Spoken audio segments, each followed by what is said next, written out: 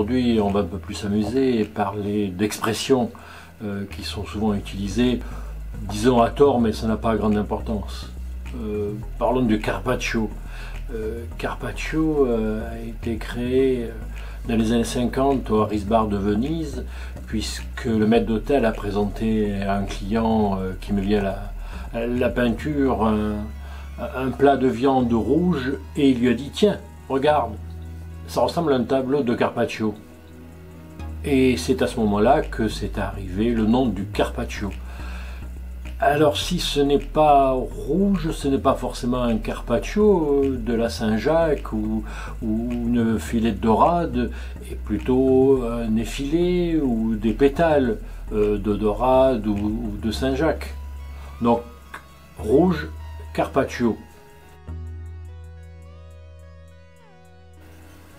Bon, la différence entre un porc et un cochon, parce que souvent sur beaucoup de cartes on voit côte de cochon comme ceci.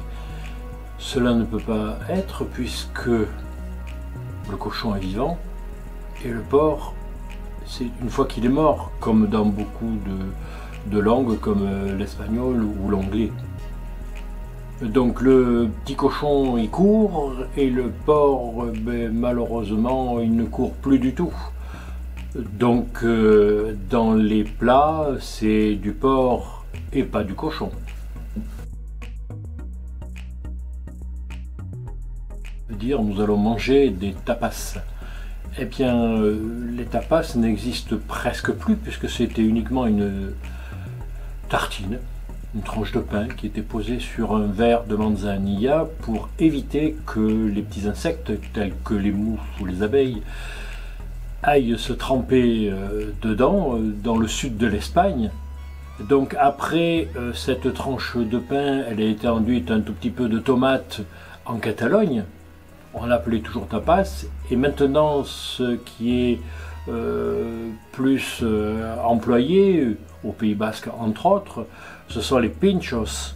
Et c'est là la tartine de pain qui est bien garnie avec des bons produits, qui est tout à fait agréable.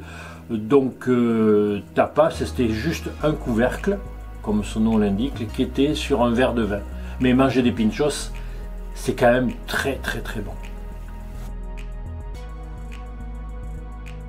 Et dans la même veine que les tapas, il y a la bodega. Bodega en Espagne n'a rien d'un endroit où l'on peut manger. C'est uniquement l'endroit où nous faisons du vin, c'est-à-dire une cave, tout simplement.